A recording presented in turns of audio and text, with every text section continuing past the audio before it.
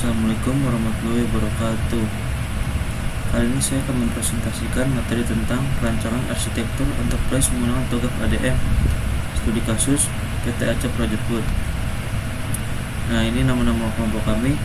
Yang pertama saya sendiri, Pansai Firmana, Maudo Fikri Ramadan, yang 3 Sapri Arianisi, yang 4 Oka Wicaya, yang kelima Rizky Putra Aditya Pratama, yang keenam Helviana Bulu Belan, dan yang ketujuh Nurbaya Suara Tubun. Selanjutnya, latar belakang.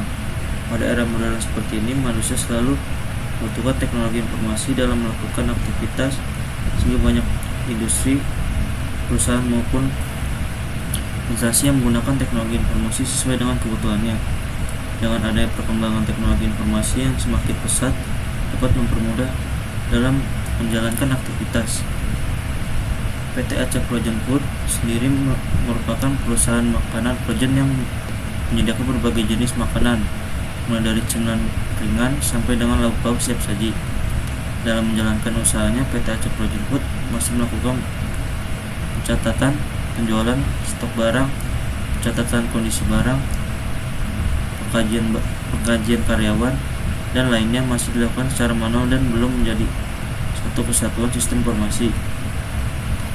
Dengan ini kami membahas mengenai perancangan arsitektur enterprise menggunakan TOGAF dengan metode ADM. Dengan metode ADM maka dapat mendefinisikan kebutuhan bisnis dan membangun arsitektur spesifik untuk memenuhi kebutuhan perusahaan. Selain itu juga diharapkan dapat menciptakan rancangan yang akan digunakan untuk membantu kegiatan pada perusahaan.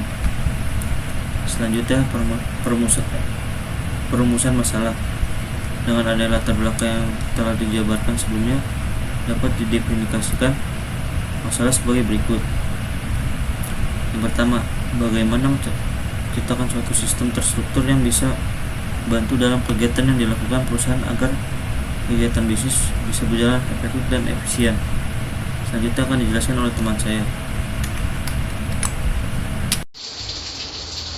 Assalamualaikum warahmatullahi wabarakatuh. Saya Rizky Putra Aditya Pratama ingin melanjutkan pembahasan dari Ilham. Tujuan dan manfaat. 1. Dapat terciptanya rancangan sistem yang dapat diterapkan pada perusahaan. 2. Memecahkan permasalahan yang dihadapi oleh PT Acap Frozen. 3. Menghasilkan arsitektur bisnis yang berguna bagi pengelola PT Acap Frozen. Visi dan misi perusahaan. Visi: mampu melayani pelanggan dengan ramah dan memberikan pelayanan yang profesional kepada setiap pelanggan yang dating. Misi: 1. Menyediakan berbagai macam makanan cepat saji dan bisa disimpan di dalam lemari es. 2. Mengembangkan dan memperkenalkan produk makanan yang berkualitas meskipun disimpan di dalam lemari es. 3. Memberikan pilihan makanan yang digemari anak-anak namun juga baik bagi kesehatan. Hasil dan pembahasan. Preliminary phase. Pada fase ini digunakan untuk kostumisasi TOGAF dan mendefinisikan prinsip-prinsip arsitektur. Tujuan fase ini adalah untuk meyakinkan setiap orang yang terlibat di dalamnya. Berikut tabelnya, ada prinsip dan hasil. Prinsip bisnis. Hasil: kepuasan pelanggan, keberlangsungan bisnis meningkat, memaksimalkan kinerja para pekerja. Prinsip aplikasi. Hasil: aplikasi mudah diakses, pemeliharaan data, pembaruan otomatis. Prinsip data. Hasil: data yang ada harus dikelola dengan baik dan data yang ada dapat diakses kapanpun. Prinsip teknologi. Hasil: menggunakan software dan hardware yang sesuai dengan yang dibutuhkan untuk mengembangkan sebuah infrastruktur teknologi dapat mendukung kegiatan bisnis perusahaan serta dapat mengintegrasikan kegiatan bisnis.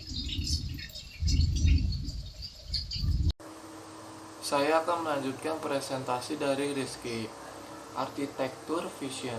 Arsitektur Vision adalah fase inisiasi dari siklus pengembangan arsitektur enterprise yang mencakup pendefinisian ruang lingkup, identifikasi stakeholder, penyusunan visi arsitektur, dan pengajuan persetujuan untuk memulai pengembangan arsitektur. Arsitektur Vision lebih menekankan pada hal-hal berikut. Yang pertama ada drive. Semakin banyaknya saingan bisnis, perkembangan teknologi yang semakin pesat. Yang kedua ada goals. mempermudah pelanggan dalam pemesanan, memuaskan pelanggan dengan pelayanan yang profesional. Selanjutnya ada stakeholder. Stakeholder dibagi menjadi dua. Stakeholder internal, keterangannya, pemilik melakukan monitoring dan controlling terhadap kinerja karyawan, melakukan penggajian, mengelola laporan penjualan, bertanggung jawab atas semua proses bisnis. Yang kedua ada bagian gudang, melakukan pengecekan barang, mengambil barang. Yang ketiga ada kasir, menangani proses pembayaran, memberikan laporan penjualan kepada pemilik. Yang keempat ada pengiriman, melakukan pengiriman barang. Selanjutnya ada stakeholder eksternal, keterangannya. Yang pertama ada customer, melakukan pembelian. Yang kedua ada supplier, menyediakan barang yang akan dijual untuk proses bisnis. Selanjutnya akan dibacakan oleh kelompok anggota saya. Lanjut, saya akan menjelaskan di sini aktivitas pendukung, di mana aktivitas pendukung ini ada stok barang, data penjualan, pengkajian karyawan, data karyawan, dan data transportasi pengantar. Terus di sini juga ada aktivitas utama, itu ada pelayanan pembeli dan pengirim barang. Kita masuk dalam bisnis arsitektur. Bisnis arsitektur merupakan salah satu fase yang yang menggambar perencanaan bisnis perusahaan serta kondisi yang diperlukan. Di sini ada 4, yaitu ada pemilik, kasir, pengirim, dan karyawan. Terus pemilik ini merupakan mencatat data karyawan, pengkajian, dan laporan penjualan. Sedangkan kasir mencatat penjualan. Pengirim mengirim pesanan. Karyawan mengambil barang, mengecek, dan komisi barang. Information System Arsitektur. Pada fase Information System Arsitektur akan dibagi menjadi dua bagian, yaitu data arsitektur dan application arsitektur. Kedua domain tersebut akan menggambarkan seluruh kebutuhan data serta aplikasi yang akan mendukung setiap kegiatan bisnis pada bisnis arsitektur. Pada tabel di bawah ini akan dijelaskan mengenai kebutuhan apa saja yang diperlukan dalam membangun arsitektur information system. Di sini terdapat tabelnya. Yang pertama, ada aplikasi dapat memesan makanan frozen secara online. Kedua, aplikasi dapat menentukan rute terdekat dan terbaik untuk pengiriman barang. Ketiga, ada aplikasi dapat menerima pembayaran melalui transfer bank atau cash pada saat delivery. Yang keempat, ada aplikasi dapat mencatat data pesanan atau data penjualan. Yang di sini ada sistem informasi web di kantor. Yang pertama, ada web dapat menerima dan menyimpan data yang didapatkan. Yang kedua, web dapat mencatat data stok barang yang berada di gudang. Yang ketiga, web dapat mencatat data karyawan. Yang keempat, web dapat memberikan laporan keuangan. Di sini ada teknologi arsitektur. Pada fase ini dilakukan pembangunan arsitektur teknologi yang diinginkan, dimulai dari penentuan jenis kandidat teknologi yang diperlukan dengan menggunakan teknologi portofolio, teknologi yang meliputi perangkat lunak dan perangkat keras. Dalam tahapan ini juga mempertimbangkan alternatif-alternatif yang diperlukan dalam pemilihan teknologi. Di sini ada kebutuhan teknologinya, yaitu ada 2 komputer, mesin truk, dan cloud server. Perkenalkan, nama saya Alfiana Bulbelan, NIM 1180406. Baik, berikutnya adalah opportunities and solution. Pada fase peluang dan solusi ini, dijabarkan peluang dan solusi terhadap masalah yang dihadapi oleh PT Aceh Frozen Food. Untuk masalah pertama tentang pemesanan PT Aceh Frozen Food yang masih dilakukan secara tradisional. Dalam karya ilmiah ini diberikan solusi dengan membuat aplikasi yang nantinya melayani pemesanan secara online. Masalah yang kedua, pembukuannya yang masih dilakukan secara manual, di mana dalam karya ilmiah ini memberikan solusi berupa sistem pembukuan yang efisien dalam penggunaannya. Peluang dibuatnya sistem baru ini agar bisa mempermudah dalam pelayanan pelanggan, pekerjaan karyawan, serta membantu pemilik dalam melihat perkembangan usahanya.